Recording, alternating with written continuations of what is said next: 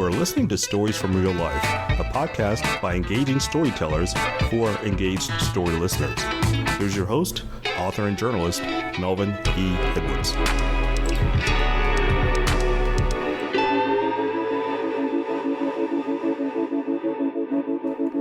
Hello, and welcome to this April 9th edition of Stories from Real Life.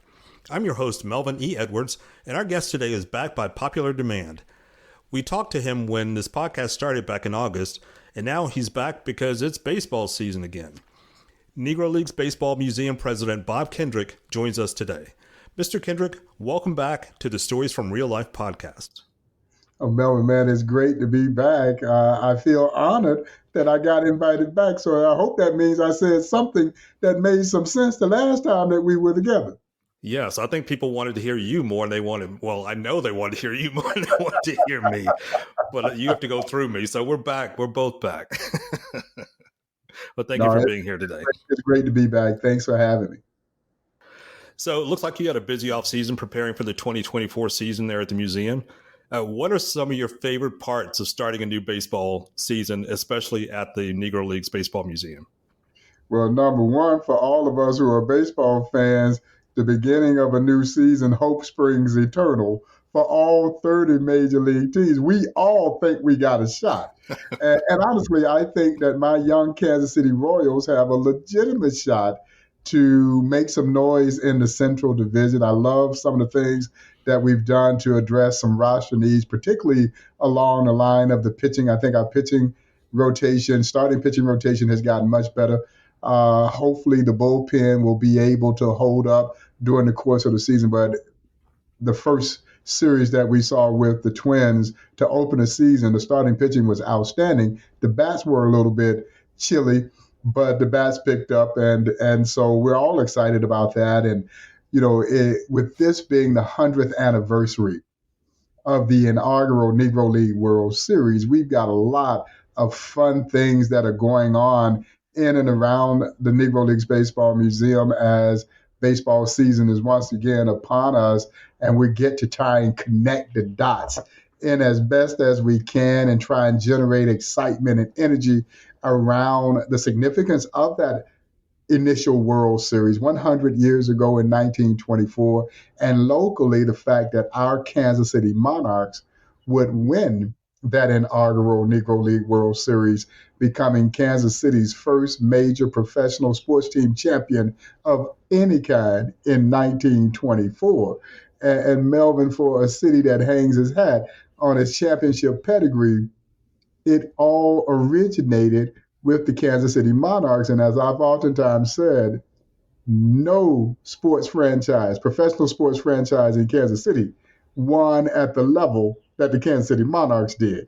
And so this gives us an opportunity to educate, find creative, innovative ways to try and raise money for the museum. And so I'm looking forward to what I hope is a tremendously successful baseball season all across the board. That sounds great. You actually touched on a couple of my follow-up questions to that. First of all, you talked about raising money, and I saw on your website that J.E. Dunn Construction is doing something special. So let's give them a shout out. So tell the listeners what they're doing to support the museum. Well, I'm really excited about this because for every run that the Royals score, J.E. Dunn, a national construction company that is headquartered here in Kansas City, they too are celebrating their 100th anniversary. They're going to donate $100 to the museum for every run the Royals score during the regular season. Nice. And man, Melvin, I sure hope they score a bunch of runs, man. Typically, I'm that old school guy. I love a good pitching duel. 1-0, 2-1 ball game. Not this year. No, I want to see more of those games like we had on the finale of our 3-game series with the Twins, where we won that game 11-0. Yeah, no, that's the kind of games that I want to see this year. But it's a fun way to remind people of the significance of the 100th anniversary, the significance of the Negro Leagues Baseball Museum, and for us to align our brand with a very well-established national brand as J.E. Dunn is something that we are tremendously proud of. I hope fans will get behind this and also enjoy what we're doing. What a great way every game to talk about what this means for the Negro Leagues Baseball Museum. And when you operate in that nonprofit spectrum, you try to find any stream of revenue that you possibly can. And this will be a fun, exciting way to raise some proceeds for the museum, but also help continue to raise the profile and awareness of our great museum.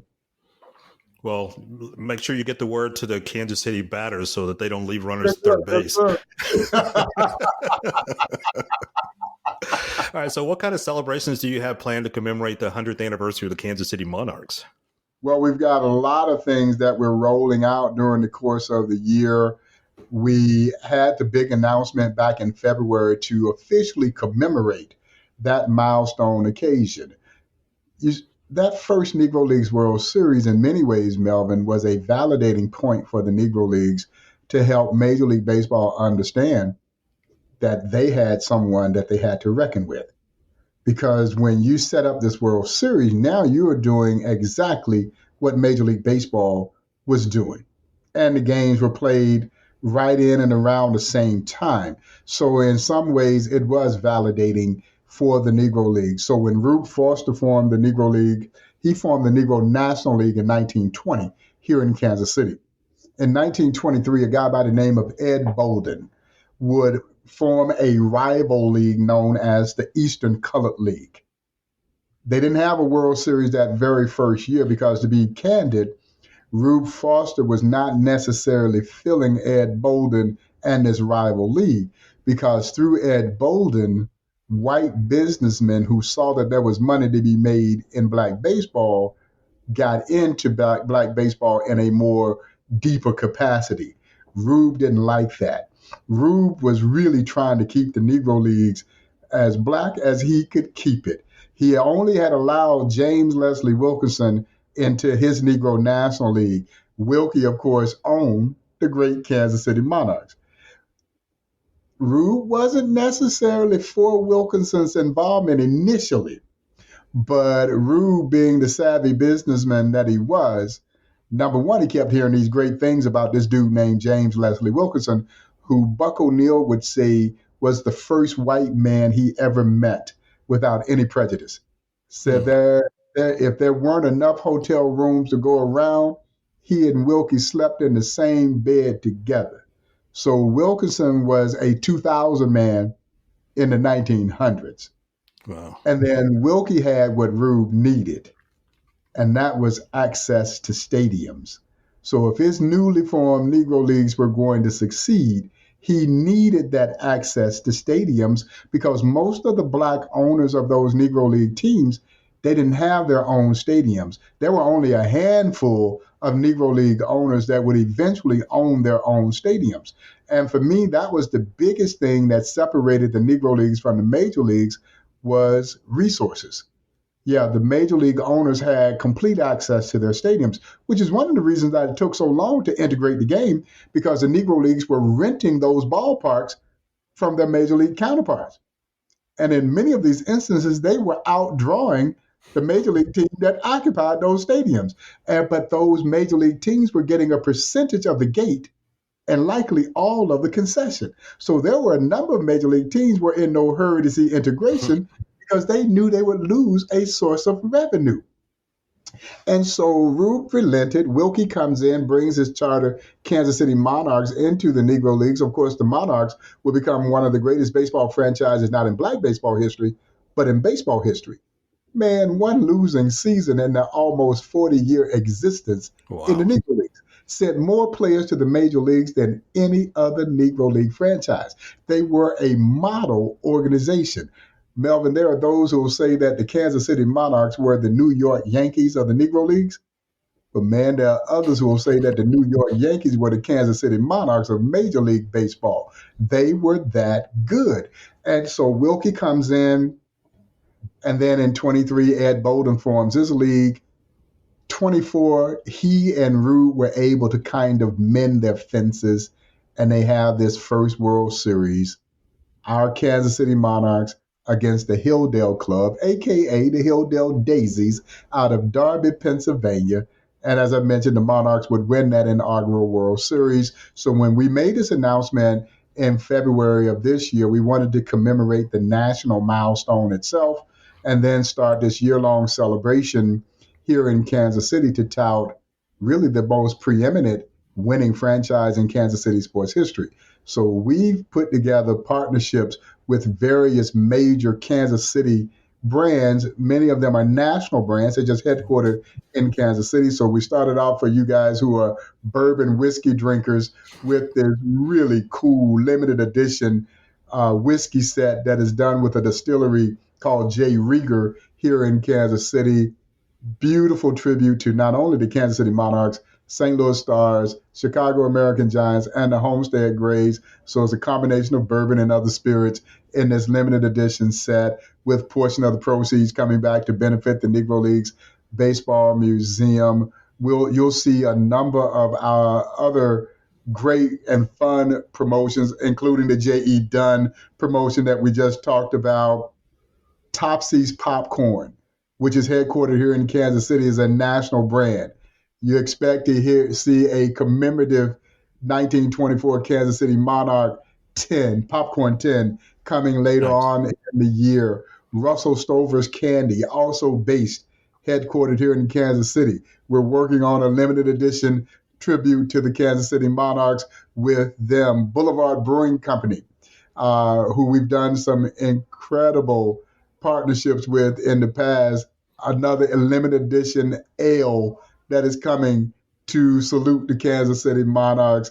And then we will host several events that fall under the umbrella of our 100th anniversary celebration. May 11th, it is Jazz and Jackie, a musical salute to Jackie Robinson, whose career began, of course, in 1945 with the Kansas City Monarchs. And, of course, we have the incomparable Layla Hathaway in concert to salute Jackie Robinson here right across the street from the museum at the Gym Theater. We have a hot dog festival, annual Heart of America Hot Dog Festival, a celebration of baseball and hot dogs that I'm expecting nearly 10,000 people to be here for that festival in August. And then we will end the year with what I call the Monarchs Ball. And the Monarchs Ball, which I am really looking forward to, will be a celebration of the black and brown professional baseball stars of Kansas City. So this will go back to the Kansas City A's through the Kansas City Royals and have a reunion of those great black and brown professional baseball players who call Kansas City home. Because if you go back and look at that 1924 Negro League World Series, a Cuban by the name of Jose Mendez was the manager of that Kansas City Monarch team. Yeah, El Negro, the Black Diamond. Yeah, Jose Mendez, folks, is in the National Baseball Hall of Fame. So this whole kind of symbiotic bond between black and brown was so prevalent in the Negro Leagues. And it's been a main part of Kansas City's rich baseball history as well. And so to salute the Monarchs, I thought it would be fun to bring back those surviving black and brown players of Kansas City baseball, professional baseball past. Okay. So how many Hall of Famers played or managed or coached for the Monarchs? Oh, man, it's almost too many to count. But when I look at the 1924 team, Wilbur Bullet Rogan. Bullet Rogan was the first, I would say, of two superstars of the Negro Leagues. Now, you had a bunch of stars, but Bullet Rogan and Oscar Charleston, who was playing for the Indianapolis ABCs, were the Negro League's two first superstars. And what I love about this phenomenon by the name of Shohei Ohtani is that, Melvin, he's given me an opportunity to tout the great two-way stars of the Negro Leagues. And they were plentiful. Bullet Rogan being the preeminent of those great two-way stars in the Negro Leagues. When Bullet Rogan had dominating stuff, great pitcher, in the National Baseball Hall of Fame, of course. And when he wasn't pitching, he hit cleanup and played the outfield. and in the vernacular of one Leroy Satchel Paige, in the way that only Satchel Paige could say it, Bullet Rogan is the onlyest ball player I ever saw that pitched and hit in the cleanup position. That's how good Bullet Rogan was. Bullet Rogan led the Negro Leagues in stolen bases, man, when he was 38 years old. Wow. Yeah, outstanding. But here's the thing.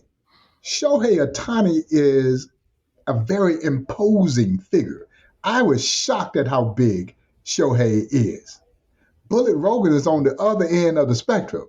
Bullet Rogan was probably 5'8", maybe 5'9", weighed about 170 pounds, looked a little pudgy, but he was a tremendous athlete. You didn't see athlete when you looked at him, but he was. And Melvin, he threw with a no wind-up delivery, and yet his nickname was Bullet. Yeah, he could get it up there in a hurry, man. And so Bullet Rogan, Jose Mendez, who we mentioned was managing the team, was also pitching on that team. And when Jose Mendez was a youngster in Cuba, electric stuff. The Cincinnati Reds, who were the world champions at that time, came down to Cuba, and a young Jose Mendez just handled them, man. And Mendez would come here to play. Cristobal Torriente, one of my favorite names, another great Cuban player that's in the National Baseball Hall of Fame that played and starred for the Kansas City Monarchs. Hilton Lee Smith. Hilton Smith. And I say this, and it's not the right choice of words, but I oftentimes say he had the misfortune of being on the same team with Satchel Paige. Because when Satchel walked in the room lit up.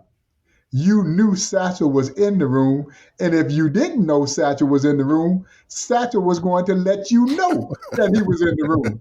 And Hilton Smith was the polar opposite. Quiet, workmanlike, but man, just as lethal. Buck O'Neill says the greatest curveball he ever saw.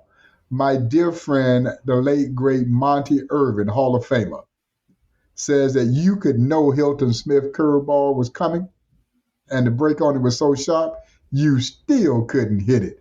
And same thing, Melvin, when he wasn't pitching, he played the outfield, lifetime batting average over 300. He won the Triple Crown one year in the Negro Leagues. I mean, just an incredible pitcher who finally got in the Hall of Fame some years ago. And then you talk about guys like Willard Brown. Willard Home Run Brown. And let me tell y'all, if Josh Gibson nicknamed you Home Run, you probably got some power. And Willard Brown was a tremendous outfielder for the Kansas City Monarchs who got a cup of coffee in the major leagues. The St. Louis Browns would sign Willard Brown and Hank Thompson in 1947. Which surprises people. There were 5 guys who go up in 1947. We remember Jackie Robinson. A few more of us remember Larry Doby, even though he is late in getting the kind of love that he should have gotten for his pioneering role. But Hank Thompson, Willard Brown, and Dan Bankhead would all go up in 1947. Hank Thompson and Willard Brown left the Kansas City Monarchs to go to the St. Louis Browns. But the St. Louis Browns thought that Thompson and Brown would do for them what Jackie had done for Brooklyn. But the St. Louis Browns, Melvin, were a sideshow. Nobody cared about the St. Louis Browns. Both Hank Thompson and Willard Brown knew they had left a ball club that was far better in the Kansas City Monarchs than the St. Louis Browns. And both got unceremoniously released by the Browns. And Willard Brown would come back to rejoin the Kansas City Monarchs, would go over to Puerto Rico and spend a lot of time in Puerto Rico. And in Puerto Rico, his nickname, Ese Hombre, that man. The fans started chanting when he came to the plate, Ese Hombre, Ese Hombre. And Willard Brown won the Triple Crown in Puerto Rico twice. His Winter League home run season is still, he still holds the record for having hit the most home runs in a Puerto Rican Winter League season. The closest guy to get to him, Reggie Jackson. Hmm. And so Willard Brown was incredible. And then you started to talk about Hall of Famer Buck O'Neill, who finally got in the Hall of Fame 16 years after he passed away. And he goes in the Hall of Fame primarily for his role as an ambassador, but people forget how good Buck O'Neill was. Buck O'Neill was a dazzling first baseman for the Kansas City Monarchs. I mean, he could pick it with the best of them. Classic line drive hitter with some power and a clutch hitter. And even when he became a kind of player manager, he still would insert himself in the game in critical situations because I think Buck said, I trust me more than I trust some of you others. And then, of course, you start to think about the contemporaries, guys like Ernie Banks, who called the Kansas City Monarchs home, who would go on to become and break the color barrier with the Chicago Cubs. And Ernie plays here under the tutelage of Buck O'Neill. And so, yeah, the Monarchs have had, and we even talked about Jackie Robinson and Satchel Paige because they both were here. You know, while Jackie goes in the Hall of Fame for his major league career, we both know that his career started here in 1945. And had it not been for the Negro Leagues, we don't get Jackie Robinson. And of course, Leroy Satchel Paige. We don't have enough time to talk about the exploits of Leroy Satchel Paige. So you can see a litany of those great stars that called the Monarchs home. And there were a number of players, the Cool Papa Bells, Turkey Stearns. They all spent some time with the Monarchs, Willie Wells. These guys all in the Hall of Fame. They all played here in Kansas City at some point in time. So again, as much as I love my Kansas City Royals, they don't have that same legacy and history that we're talking about with the great Kansas City Monarchs. Okay. Wow, that's really impressive. All right, so just recently we lost Oscar-winning actor Louis Gossett Jr., who once played Satchel Paige in the Yeah. 1981 movie Don't Look Back. So I'm curious, what are your favorite baseball movies of all time? My favorite one is Bingo Long, Traveling All Stars, and Motor Kings, and which is one of the great titles of all time. The And a longest lot of title. people may not, yeah, exactly. A lot of people may not have heard of that film. It's still available on wherever you stream, Netflix or these places that you stream. And I would encourage everybody, if you have not seen this film, check it out. I agree. It, Billy, it, Billy it, D. it Williams and Billy D. Williams, James James Earl Earl Jones, Jones. genius Richard Pryor, who were the stars of really what was an all-star African American cast in the 1970s.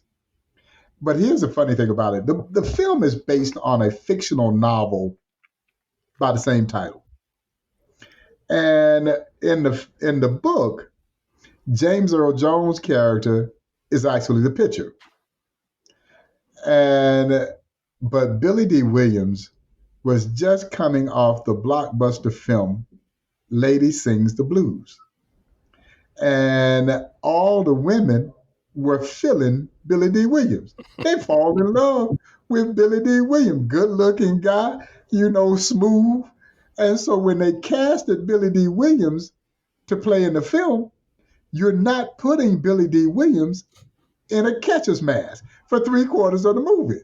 So they switched the roles and made Billy D. Williams the pitcher, and they moved poor James Earl Jones behind the plate. And I guess they say, well, James, you got a great voice, but we women want to see Billy D. Williams, and they switched the roles around, and it's almost a cult-like film. And in any film that you got Richard Pryor in, you already know what that's going to be like. And it's loosely based on the Negro Leagues. Like I said, it was a fictional novel, but you could say that James Earl Jones' character mimicked Josh Gibson. Billy D. Williams' character was Richard Pryor. I mean, I'm sorry, it was Satchel Paige. And Richard Pryor's character was kind of a homogenous kind of combination of a bunch of people because he would do these crazy things, try to pass himself off by speaking a broken down Spanish and these kinds of things, and which is actually true. There were many instances in the Negro Leagues where the guys would indeed try to speak a broken down Spanish because it might enable them to get a meal where otherwise they wouldn't be able to get a meal. And of course, the irony of that is here were men and, of course, women who were as American as anyone, who were being treated as un-American as anyone, to the point that you would have to try and pass yourself off by being from another country to get basic services in this country. But of course, Richard Pryor added another element to that story. And the owner, the unscrupulous owner, was loosely based off of the owner, Effa Manley, who was one of the women who owned a Negro Leagues franchise. And she is the one that is responsible, really, for Monty Irvin not being the first to break the color barrier. You see, Jackie Robinson was not Branch Rickey's first choice. His first choice was Monty Irvin, the great Monty Irvin. Monty Irvin was a five-tool superstar, as I like to say, man, with movie star good looks. Monty had everything. He had the same pedigree that Jackie had. Matter of fact, he had served in the military. He's college educated. And so Monty had just gotten back from World War II. Branch Rickey had already snuck and signed Monty Irvin. But Monty would admit that he was suffering from what he then called shell shock. Today, of course, we call it PTSD. But the real reason that Monty wasn't the first, it wasn't because of the shell shock. It was because of Effa Manley. Effa Manley, to say that she couldn't stand Branch Rickey would be an understatement. Wow. She didn't care for Branch Rickey. And honestly, rightfully so.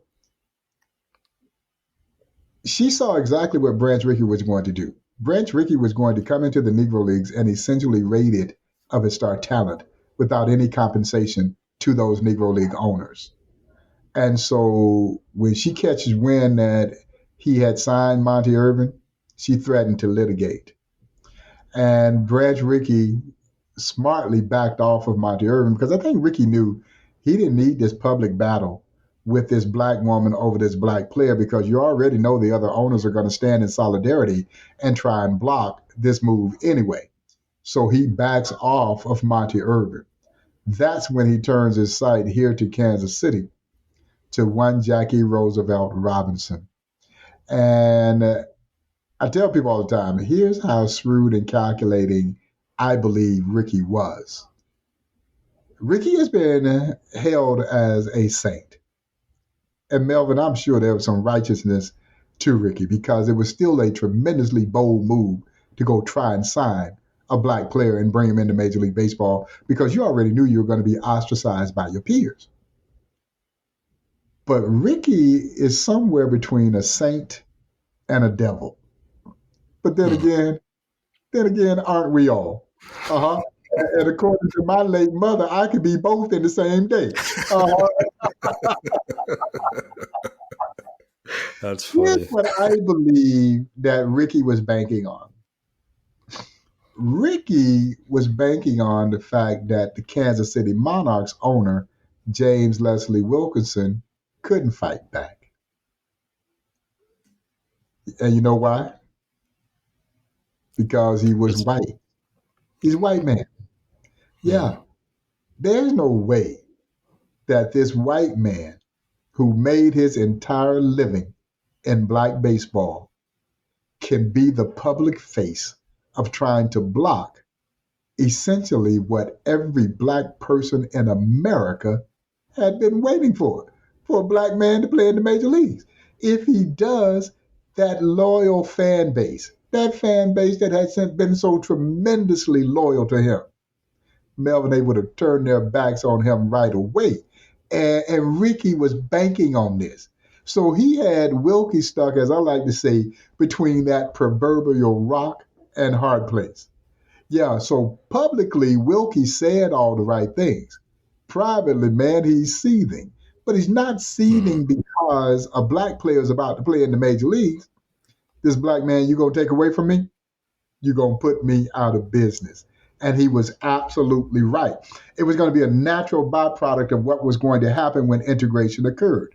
It wasn't going to be a matter of if the Negro Leagues were going to fold, but more so a matter of when the Negro Leagues were going to fold. And he bowed out gracefully in 1948, the year after Jackie takes the field with Brooklyn, because again, the handwriting is on the proverbial wall. Yeah, this is about to become a wrap. And so he got out of the business of black baseball while he could. Okay.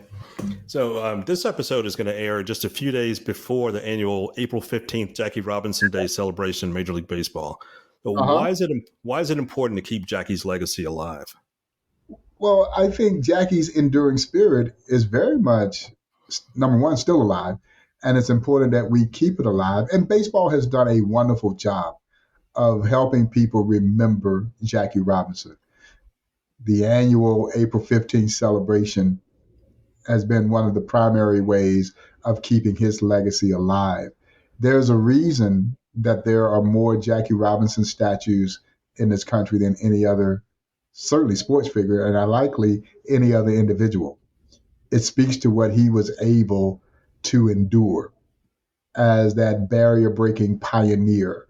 And I oftentimes tell people, whether you believe it or not, if you don't think that one individual can invoke change, you need to look no further than one Jackie Roosevelt Robinson. And so he should be remembered. And of course, for us, his remembrances are tied right back to the Negro Leagues and how important the Negro Leagues were. Because a lot of people don't realize that he played here in 1945 for the great Kansas City Monarchs. And I tell people all the time, he only spent 5 months in Kansas City. And the 5 months he spent in Kansas City, Melvin, he fell in love with everything Kansas City is famous for: barbecue and jazz. He liked the ribs at a place called Old Kentuck Barbecue. Old Kentuck Barbecue, for those who are familiar with Kansas City barbecue, which I'm biased, but it is the best barbecue on the face of the planet. Old Kentucky Barbecue was the forerunner of the great Gates barbecue chain of restaurants that are world renowned in Kansas City. And as I oftentimes say, I think he fell deeper in love with jazz because I'm sure he was already a jazz aficionado.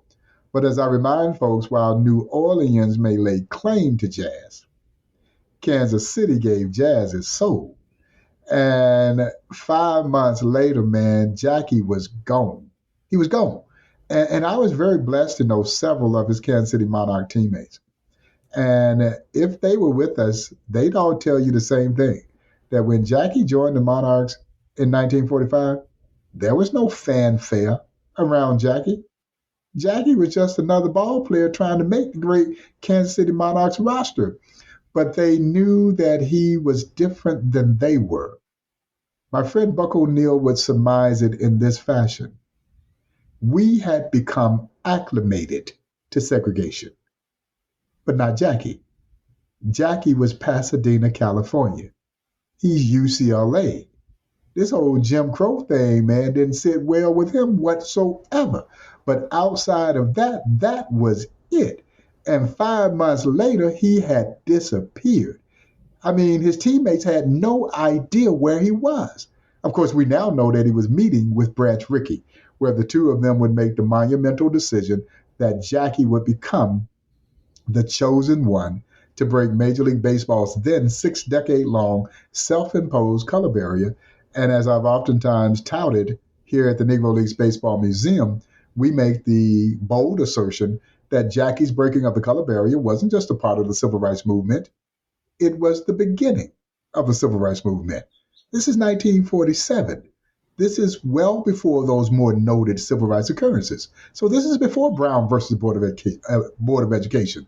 This is before Rosa Parks' refusal to move to the back of the bus. Dr. Martin Luther King Jr., as Buck O'Neill would so eloquently say, was merely a sophomore at Morehouse College in Atlanta, Georgia, when Jackie signed his contract to play in the Dodgers organization. And of course, our very own President Harry S. Truman, born right up the road from where the Negro League Baseball Museum operates, Independence, Missouri, would not integrate the armed forces until a year after Jackie. So for all intents and purposes, this is what started the ball of social progress rolling in our country, baseball. So Jackie's enduring legacy is still very prevalent. And of course, we know that there's still work to be done, particularly as we continue to try and bridge that racial divide that we're seeing grow even more so, seemingly, in our country. So, as we've said, Jackie was the one to break the modern color barrier, which means he was obviously the first black player for the Dodgers. And the last team to integrate was the Boston Red Sox 12 years later. And Yes. that player's name was Pumpsy Green. This is going to seem like Like, a joke. This is going to seem like a joke question, but it's a serious question. Why hasn't anyone ever considered officially renaming the wall in Fenway Park the Pumpsy Green Monster? you know what? Actually, I think that's a really fun idea. I love these kinds of ideas and I love getting behind them because, in many ways, Mr. Green is the answer to a trivia question. Just as I mentioned earlier about the fact that there were 5 guys who go up in 1947, and very few folks knew that there were 5 to go up in 1947 because we only hear really about Jackie. Pumpsy Green, as you mentioned, would become the last player to integrate a major league team in 1959 with the Boston Red Sox. And to be honest, Boston had its pick of litter of star talent that they passed on because Boston really didn't want a black player. But by 1959, I think they were succumbing to the pressure that, wait a minute, everybody else got one. We better go get one. And they did. They went and signed Elijah Pumpsy Green, who was a good player, 2-time All-Star, if I'm not mistaken. And it would be kind of fun to name the Green Monster for Pumpsy Green. Yeah, I love that idea. Let's do it. Okay, again, we've talked about Jackie being the breaker of the modern color barrier because there was an earlier color barrier, and Bud Fowler was integrating baseball back in the 19th century. Why is it important for baseball fans to know who he is? Well, Bud Fowler finally gets into the Hall of Fame in 2022. And here's the kind of cool thing about this is that he's the first player from Cooperstown, New York, to be inducted into the National Baseball Hall of Fame in Cooperstown, New York. And Bud Fowler was an early innovator, integrator of white professional teams. They weren't necessarily considered major league teams at that time, but they were still white professional teams. And Bud Fowler was an outstanding player who I think eventually realized that the weight of his skin color was never going to allow him to stick and stay. No matter what teams he would go to, even though he was oftentimes the best player on those teams, he could never find a home with those teams because his blackness just weighed him down. And then Bud Fowler would eventually start promoting the game and, of course, was part of putting together that great barnstorming team called the Page Fence Giants, who won record numbers of games barnstorming across the country. But it was great to see Bud Fowler finally inducted into the National Baseball Hall of Fame for his integration role. And then you still have guys like, of course, Moses Fleetwood Walker, who has been widely recognized as the first known black to play on what would be considered a major league team. This goes back to the late 1800s, about 1883 or so. And we've since discovered that there was another ball player by the name of William Edward White, who played one game prior to Moses Fleetwood Walker. But here's the caveat. William Edward White didn't know he was black. William Edward White thought he was white. He identified as white. His father was white. It was later discovered that he was the byproduct of an affair that his father had with one of the slaves, thus making him black. But that's kind of it's been kind of a footnote in baseball history. But Moses Fleetwood Walker was of darker skin. There was no denying his ethnicity. And I remind folks that Moses Fleetwood Walker, y'all, was a barehanded catcher. Ouch. Uh-huh. And of course, his stay in baseball didn't last long either because guys like Adrian Cap Anson and others formed, quote unquote, a gentleman's agreement that would ban blacks from playing on white major league teams for the next 6 decades. Here's the thing. There was no written doctrine, just a verbalized agreement that basically said if you allow a black to play with you, you can't play with us. Well, a guy like Anson was so influential because he was an outstanding baseball player. He's in the National Baseball Hall of Fame. So, yeah, it was easy for him to build a coalition of followers who shared that same sentiment. And do you know the major league owners upheld that gentleman's agreement all the way until Jackie breaks the color barrier in 1947? And they were quick to tell you there's nothing written that says a black man can't play in the major leagues, but they were upholding that verbalized agreement. They would say stuff like, if we can find the right one. You got all this incredible talent, playing in many of your ballparks, and it was if we could find the right one. But of course, that player had to be of high moral character and educated and all these things that 90% of the major league players weren't in order Yes. to join them. And so if Kennesaw Mountain Landis doesn't die, who knows how long it would have been before the color barrier was essentially rebroken. Yeah, there was no coincidence that it was right after Commissioner Landis died that Branch Rickey brought in. But Yeah. you mentioned Adrian Cap Anson. I want to add another scoundrel to that little list. Albert Goodwill Spaulding, Yes. who was a pitcher, and then he left baseball at the height of his career to start the sporting goods company. Yes. Which was Spaulding, like baseball gloves, and he was with Cap Anson, and he was part of that force to keep baseball segregated. Well, and I honestly believe that fear drove this, perhaps even more than the social conditions of our time, because people like Anson, Kennesaw Mountain Landis, who it's such a strange relationship that he had with Rube Foster, because he had great admiration and respect for Rube Foster.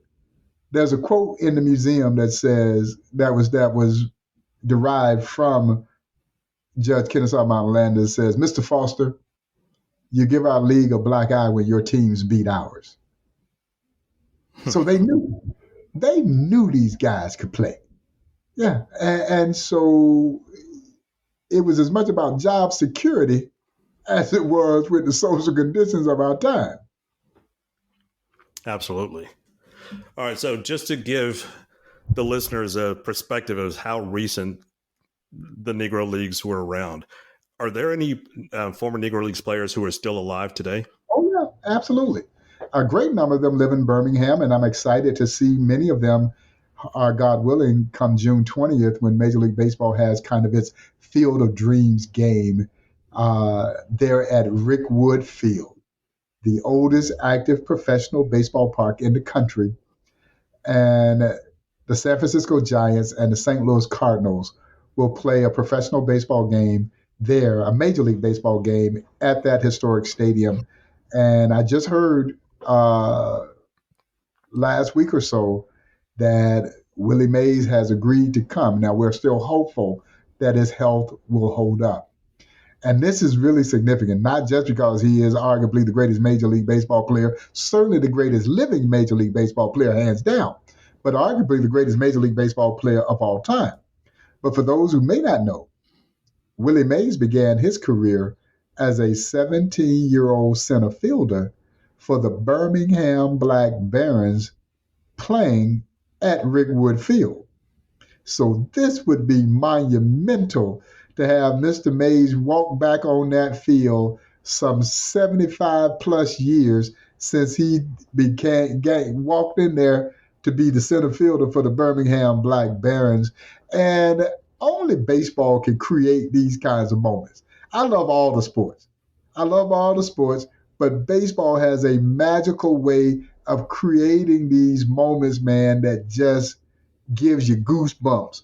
I can only imagine what that crowd, and I'm sure it's going to be a capacity crowd. The stadium only holds about 7,000 people. That's going to be one of the hottest tickets in baseball to try to get a seat. People calling me now, no, I can't hook you up. Hot. It would be hot because it would be hard to get a ticket. And it's hot because it's South Alabama too. I've actually had the privilege of coaching a game at Rickwood Field. Um, our American Legion team came down from Annapolis back in 2015, I think it was, Okay. and we played a game there. My son was Yeah, our it's a center special fielder place. on that team. Yeah, it's a special place, and you feel the spirits, the ghost of those legendary stars, not just those who played for the Birmingham Barons. When you start talking about the likes of Willie Mays and Sam Harrison and Piper Davis, Big Jim Zapp, Satchel Paige played for the Birmingham Black Barons, but all the legendary stars that came into town to play the Barons. And so the ghost of all those stars will come to life through this game. And when baseball was doing this game in Dyersville, Iowa, that was tremendously successful. I started having people call me asking, are they going to do the same thing for the Negro Leagues? And honestly, I wasn't sure if they would or not. But this time, baseball listened. And they are completely restoring Rickwood Fields. So, number one, that it could be ready for a major league game. And it's going to be a beautiful stadium that they're going to leave the city of Birmingham. It was already a historically beautiful stadium anyway. But the changes that they're going to make are going to be amazing. So the city of Birmingham is going to be left with an absolutely magnificent stadium to continue to grow our game along all capacities. And this is going to be a seminal moment in Negro Leagues history. This is going to be one of the biggest events to ever happen for the Negro Leagues. The world will be watching Rickwood Field for this game.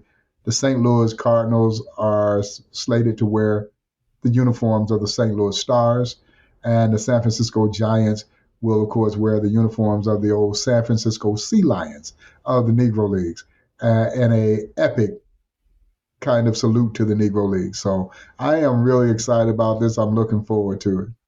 I'm looking forward to it too. That's going to be fun. All right, so this is the last question. Let's round third and head for home on this episode. So tell me what your favorite part about your job as the president of one of America's premier privately funded museums. You know, I love every aspect of the work that I do. Melvin, I have been so tremendously blessed, man. I started here as a volunteer in 1993. Who knew? I certainly didn't. Now, I had no idea that it would turn into a career. And I think one of the most gratifying things that I could do either personally or professionally. So this has been a passion project for me. When I walked into what was then a little one-room office here at historic 18th and Vine, I literally walked into what will become my passion. I fell in love with this museum. I fell in love with the story. I fell in love with the amazing athletes who made this history. But again, I didn't know it would turn into a career. And so every aspect of this job, I absolutely enjoy, even the challenging aspects of having to raise money, because you know that the work that you're doing is bigger than you are.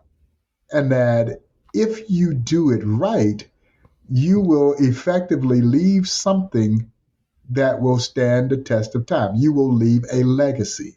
And I think all of us who are involved with this project realizes that we have a chance to leave a legacy. But I think the favorite part of my job is getting down in the gallery, meeting our guests, telling stories. Man, I go down there all the time and I tour people through the museum. More times than not, Melvin, I never tell them who I am until after we finish the tour. And it's so funny. I had guests in here recently who were in from DC, and so I came down to meet them. Started off with 3 of us. By the time we got out on the field of legends, it might have been 40 of us, who had all gathered around as I'm taking them through, pointing out features of the museum, telling stories. I saw Buck O'Neill do that for years. I saw Buck do that because there are a lot of people in my role, they wouldn't do that. I couldn't imagine not doing it.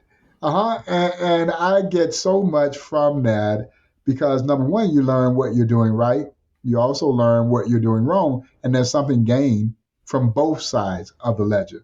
But I enjoy that immensely, man. But this job has afforded me to meet people that I never dreamt that I would ever have an opportunity to meet. I'm a kid from Crawfordville, Georgia.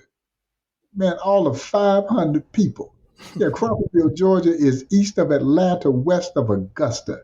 And by the time this show airs, I believe you said on the 9th, Correct.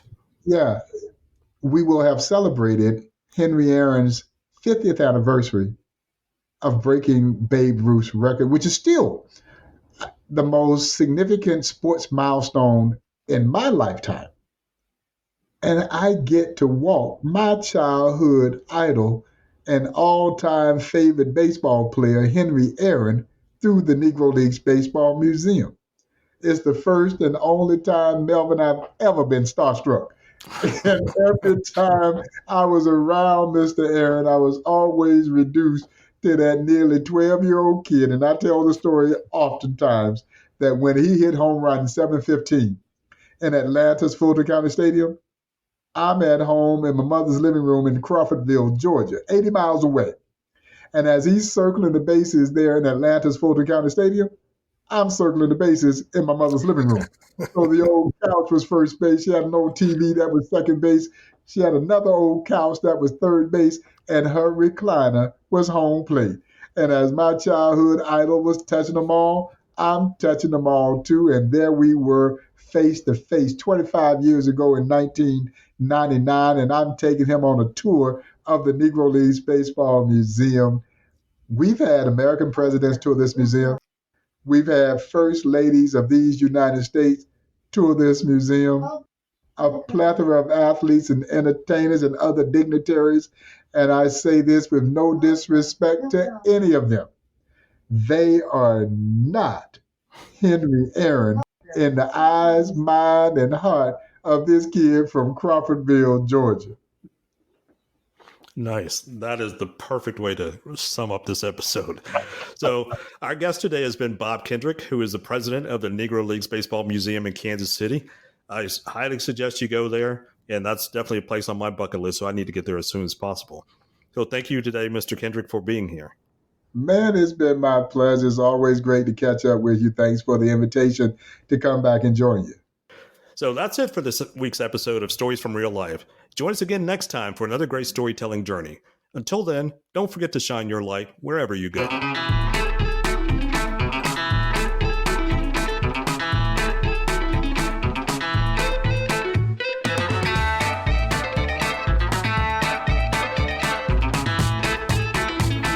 That was Stories from Real Life with your host, Melvin E. Edwards. Join us again next time for another great storytelling journey. See you then.